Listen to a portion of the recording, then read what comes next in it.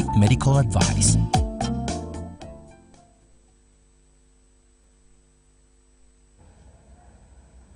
A very good evening. It is the 14th of October 2019, and once again News Tonight is here to bring you what's making headlines.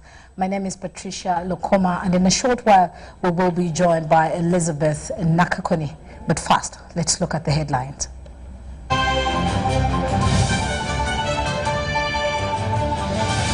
In our top stories, President Museveni joins regional leaders in Juba for Sudan peace talks. Over 330,000 candidates seat for 2019 UCE exams countrywide. Voting ends in Tunisian presidential election runoff. And in sports, She Cranes team off to Cape Town to defend African netball title.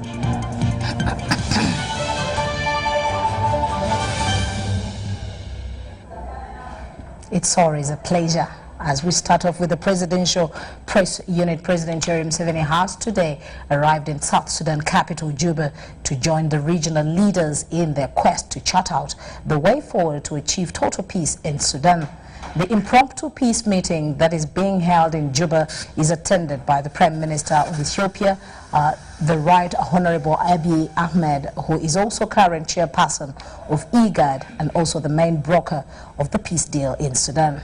Regional leaders also expected at this meeting and are that of Somalia and Eritrea. Present at the meeting include the current Sudanese parties, including the Revolutionary Front represented by Dr. El Hadi Idris Mustafa, and the SPLM North represented by General Abdulaziz Adam El Ihilu. President Museveni was received at Juba International Airport by his South Sudanese counterpart, President Salva Kiir Mayardit. Others at the airport to receive the president include officials from the Ugandan Embassy in South Sudan and the chief advisor to the president on security affairs, Major General Proscovia Narweiso. Uganda's Certificate of Education examinations has started with limited complaints on delayed delivery of examination materials in all the 24 routes. The manager, Uganda National Examination Board, James Turiatemba, urges parents to clear school dues to avoid inconveniences during examination time. Close to 337,718 students have started writing Uganda Certificate of Education examinations at 3,598 centers. The candidates started with Physics Paper 3, a practical paper. The number of candidates with special needs sitting this year is 401. Uganda National Examinations Board says that the examination has started successfully. The rainy season has not disrupted candidates. However, some candidates on wheelchairs found difficult in doing the first paper. There has been totally no problem. The roads were passable. The people who were in the distribution process had the expertise that it takes. With respect to physics being a practical, we have only had a few challenges reported on the special needs learners. We had cases where some were physically handicapped students, but UNEB usually provides assistive services, and we were there to help them. Some of them needed wheelchairs to move in the laboratories. That has also been arranged. Candidates in Opit, Northern Uganda, narrowly missed out sitting the examinations for failure to complete school fees. We have had a situation where in Opit, we had to start a little bit late, Opit Secondary School, because the police had to come in where the head of school was saying no fees, no exam. But it was resolved very amicably. Some candidates in Northern Uganda were brought in the examinations room, escorted by police, which UNEB says paints a bad picture and candidates need to be disciplined. Discipline at school is the responsibility of the school administration. But then there comes a time when the school itself cannot handle. So they hand over these people if they have criminal cases to police. But our guideline as a country is even people in Ruzira are doing exams as I speak now. So they are suspects. Anybody who is a suspect has a right, and therefore they have a right to do exams. Who knows, they may not be proved guilty at the end of the exercise. And if you deny them examinations, they can turn around and ask you why. 168,649 senior 4 candidates are male, while 169,069 are female. Among the special needs candidates writing exams, 36 are blind, 60 with hearing impairment, 75 with severe physical handicap, and 88 with low vision, while 117 need extra care. I'm Nafka Farida and Helen Barbara in Kampala.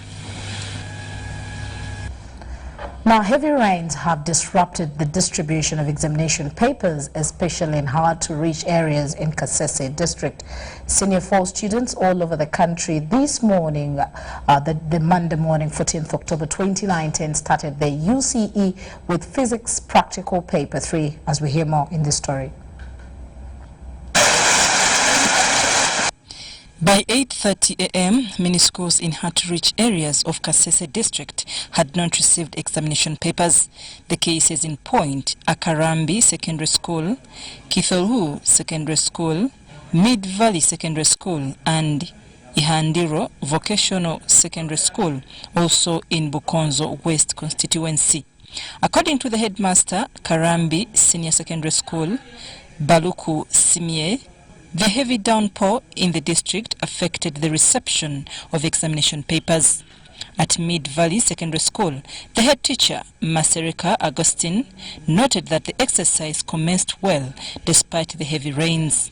The parents bought a school van and we have prepared a van, or go to the garage, we have prepared for the fuels. Meanwhile, police in Toro district has grilled the head teacher of East Side High School in Toro municipality, Francis Odwal, over delay in picking examination papers from UNEB Collection Center, which is just 300 meters away. According to police, Odwal collected the examination papers at 9:30 a.m., way past the time the students were supposed to have begun the examinations. For morning, you are supposed to be there by 8:30. Sign for exams come, there is that allowance of movement and the students preparing, so that at exactly 9 exams commence. And likewise in the afternoon, you are not supposed to come at the time when people are supposed to begin exams. You have to come earlier, bring papers, they check. In his defense, Odwal explained that the school had delayed to arrange for science apparatus that they had to borrow from a sister school. The practicals, the teacher who is supposed to do it lost his brother, where he had kept those things he knew best. So I could not leave everything like that. So I made an effort to sit with the items needed, put in place, then encouraged. Though the head teacher avoided arrest, UNEB Toro area supervisor Helen Wataba says he has a case to answer. In fact, we have put that person to task. He has to make it in writing to explain to us why he delayed. Here the exam will begin at 9. Now, still in the education sector, over 337,000 students are sitting for the Uganda Certificate of Education examinations countrywide, out of whom 401 students are with different forms of disabilities. Wakiso School for the Deaf, the only secondary school for hearing impaired students in the central region, accounts for 18 girls and 12 boys. Wakiso School for the Deaf has rented a tent in order to observe the strict rules of Uganda National Examinations Board during the ongoing Uganda Certificate of Education examinations. Out of 337,718 students, Wakiso School for the Deaf has 30 of her students also sitting. The head teacher, Wakiso School for the Deaf, Richard Katongole, says despite obvious challenges like inadequate space, the exercise has started peacefully. I'm an area supervisor of about 20 schools in the same area, and so far the exercise is going well. In order to observe Uganda National Examinations Board rules and regulations, the school secured tents but also used polythene papers to roof a structure that was destroyed by heavy rains in July this year, providing shelter for continuing students. But the rains have been too much, and we put a polythene bag to protect the building against further damage. So far, the school has received about 23 million shillings from different institutions and well-wishers to have the building re-roofed. This roof requires 46 million. Sevalu and Company Advocates give us 5 million, while KCB Bank gave us 11 million. Yes, that is 16. Oh, and also Honorable Alex Ndezi gave us 7 million, so that is 23. Last year, Wakiso School for the Deaf fetched only 3rd and 4th grades in the Uganda Certificate of Education examinations. The school administration blames the poor performance on the fact that Uganda National Examinations Board still follows a uniform marking guide that rarely favors students with disabilities. We've been trying to press it upon UNEB to change the way they mark students with disabilities, but it's not easy. I think it's also not easy for them to find a way of testing them, because if you want to get the best out of these students in exams, ask them orally to sign.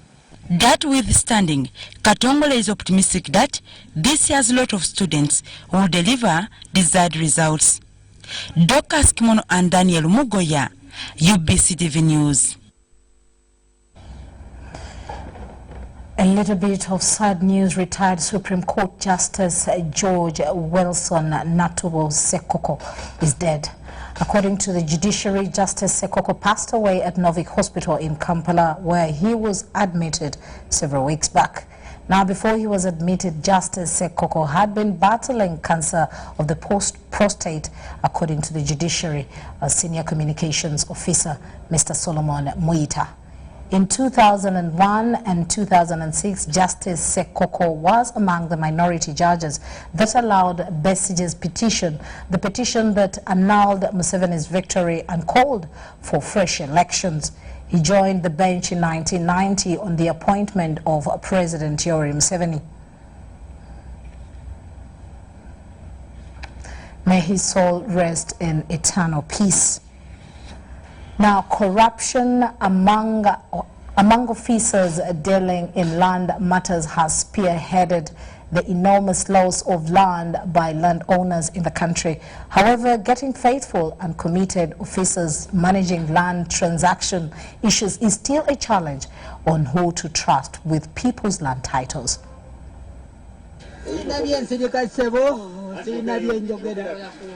Most of the alleged land lost by individuals has, to an extent, been caused by the carelessness of some officers dealing in land matters. She's definitely probably over 90 years.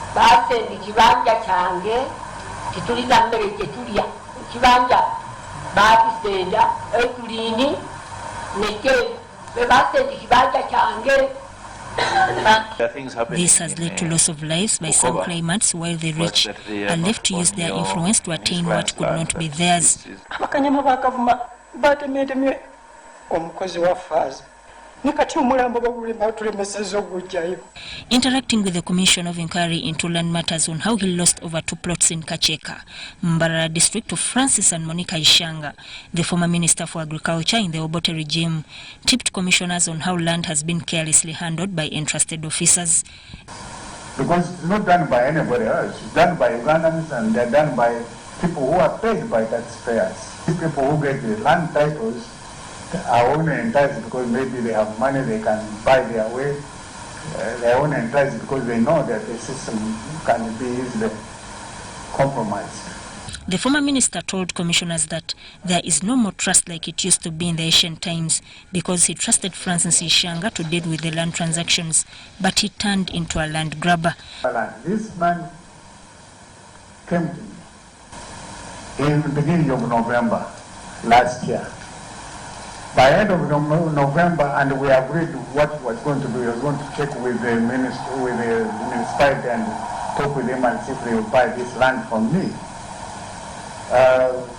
By the end of the month, the title had been transferred to 3 names. According to information available to the Commission, the names of the mother title of the contested land were changed to Francis Ishanga, sensitizing the masses on land ownership, and the land officers changing their ways were seen as avenues of solving land problems in the country.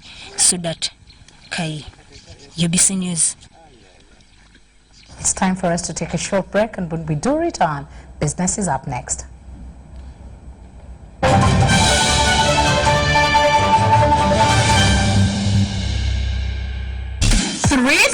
Three. What's up with number 3? It's 3 at Airtel and not 4 anymore. It's 3 shillings per second across all networks in Uganda. Make calls from Airtel to all networks at 3 shillings per second. Get to talk to anyone on any network anytime at 3 shillings per second. Airtel, the smartphone network. Airtel is regulated by Uganda Communications Commission. Now remember, turn in your classwork when you're done, alright? Excuse me, teacher, I heard that there is Ebola. Will it find us here? It won't if we can do our best to prevent it. How can we prevent it from attacking us? Now be on the lookout of any person who show any signs of Ebola. Teacher, what are the signs? Fever, vomiting, diarrhea, abdominal pains, and bleeding from various body parts. That is very serious. What do we do when we find such people? Report these persons to the LC1 or the nearest VHT. Ebola is a severe and often deadly disease that can be prevented by doing the following. Avoid direct contact with body fluids from any person or animal suspected of being infected with Ebola or infected with Ebola. If you must handle a patient suspected to be suffering from Ebola, wear protective materials like gloves and a mask. Persons who are suspected to have died from Ebola must be buried immediately by a trained burial team to prevent the spread of Ebola. In case you handle a person suspected to be infected with Ebola, wash your hands thoroughly with soap and clean water. It is our responsibility to keep Uganda Ebola free. Report any suspected cases of Ebola to your teacher, LC1, or nearest health worker or health facility immediately. For further information, send a free SMS to YouReport on 8500 or call the Ministry of Health toll-free number 0800 1000 66. This message is from the Ministry of Health with support from UNICEF, World Health Organization, and UK Aid.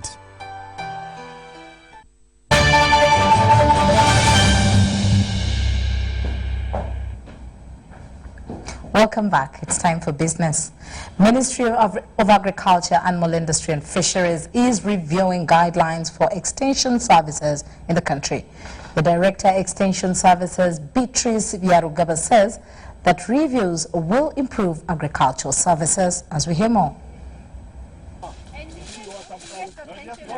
Extension work helps farmers to improve agricultural production through providing services that enhance output. The Directorate of Extension Service in the Ministry of Agriculture, Animal Industry and Fisheries is reviewing guidelines to improve extension service delivery to farmers.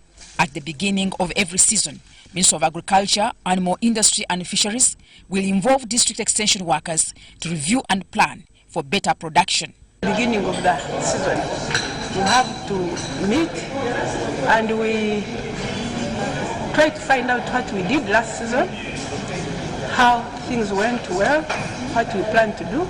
So that is the review, what were the challenges and what were the lessons learned. The Directorate of Extension Services has set up minimum standards for all the districts to ensure quality extension services to farmers. We have used parameters to rank the districts, and we're looking at the reports they are submitting. We are looking at the quality of the reports they are submitting. And 2, we are developing a tool to measure performance, which we shall be using. In 2018-2019, Gulu municipality ranked best in executing extension service delivery. Some of the activities that we always do, we make sure that we follow the guidelines. You know, the government wants us to do training, yes, offer trainings in sustainable land management, do follow up, exchange visits, and we make sure we do this timely and we report. The meeting sitting at Mokono Zonal Agricultural Research and Development Institute will identify beneficiaries for agro-industrialization and strengthen farmers using the nuclear farmer model approach. Mutonyi Hilda and Henry Okech for UBC. Now in the Trade Summit, Minister for Trade Amelia Chambade underscored the increasing exploitation of contractors by government officials and other middlemen that's negatively affecting quality of work and production. She was addressing the media ahead of the Uganda Contractors and Providers Summit 2019, which is due 12th and 13th November this very year, to benchmark contractors' visibility profile under Buy Uganda, Build Uganda. The government of Uganda launched Buy Uganda, Build Uganda Bubo strategy as means to improve and add value to locally manufactured goods. However, many local contractors have raised concern of exploitation and bureaucratic tendencies on the Ugandan market. The construction industry continues to face challenges of financial capacity, financial deepening, taxation, its challenges, consequences and benefits. In lieu of this, the Minister for Trade, Industry and Cooperatives, Amelia Chambade, says to deal with this negative vice, the government has come up with the first ever summit to educate local contractors about their rights. Is he aware of all the regulations that are there to support him, to defend him? So this summit is going to reawaken you in all these areas. Chambade also took a swipe at government officials over contractors' exploitation, especially extortion. For example, bureaucracy. There's a lot of bureaucracy in government. You find these contractors running from ministry to ministry, chasing one piece of paper for a year. One piece of paper, one signature, one important person, and the middleman is exploiting you.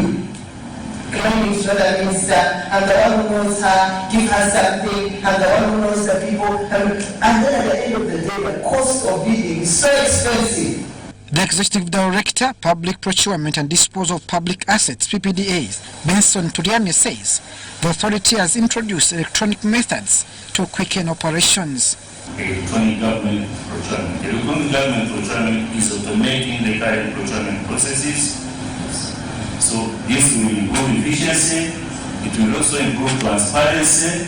One of the impediments to realization of Uganda's 2040 vision is contractors' ability to evade taxes, something that has resulted in Uganda Revenue Authority failing to hit its revenue collection targets in the past. You pay your taxes very well, and when you actually operate very well, you have a great opportunity to do business. And we are aware that there are many contractors who are left out in participating in the bidding process because of issues of non-compliance. The summit is slated for 12th to 13th of November this year under the theme Buy Uganda, Build Uganda from a contractor's perspective. Abdul Nasir Luwama for UBC News.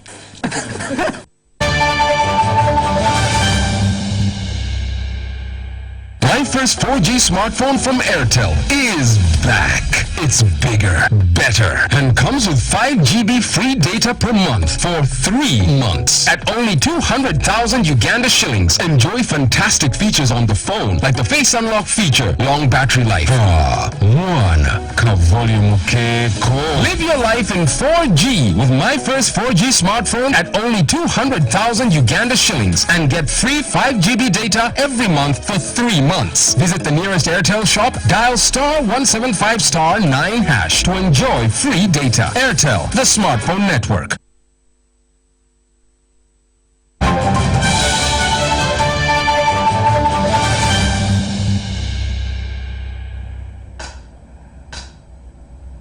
And in sports, Uganda Cranes head coach Jonathan Menkistri will have his second test this weekend when Uganda hosts Burundi in the second leg of the CHAN tournament.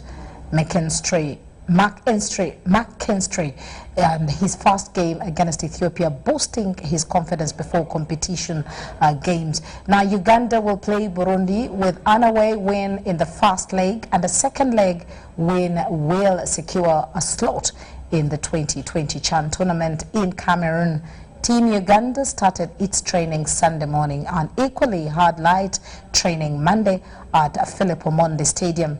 In camp are 3 goalkeepers, 8 defenders, 11 midfielders and 3 strikers. KCCFC has Charles Lukwago, John Revita, Mustafa Kiza, Alan Okello, Nicholas Kasuzi and Mike Mutiaba on the team, and then Vipers SC has Khalid Lawaliwa, and then Karim Watambara, and then Fahad Bayo and Dan Serunkuma, while URAFC has Giants, Police and Mbara City equally also has players on the team. The team is expected to be trimmed further to 23 players who will feature in Saturday's game.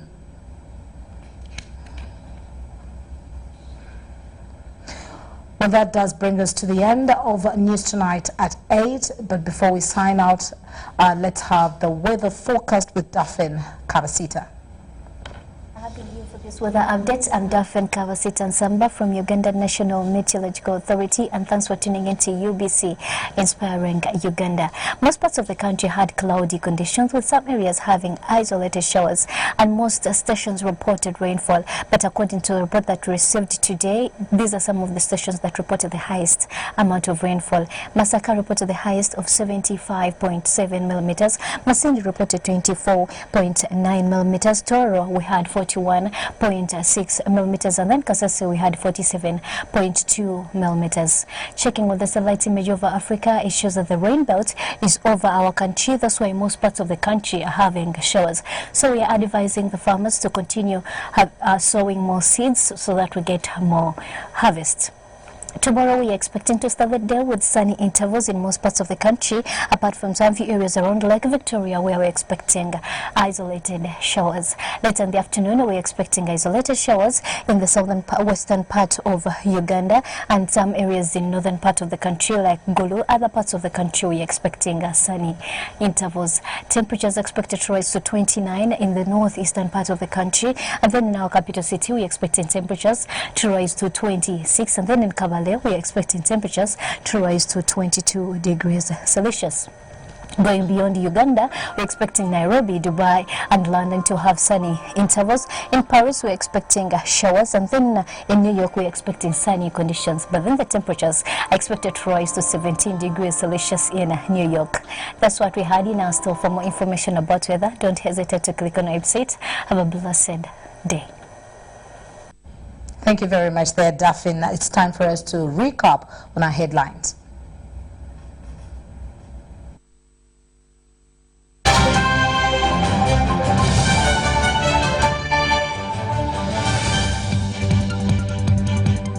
In Juba for Sudan peace talks.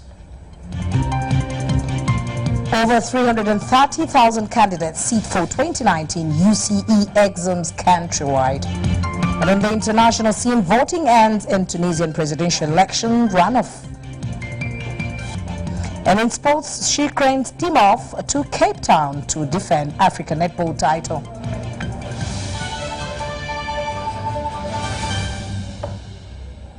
That's it from us. Our next bulletin will come your way at 10 o'clock. My name is Patricia Lukoma. Elizabeth Nakakone on sign language. Stay tuned.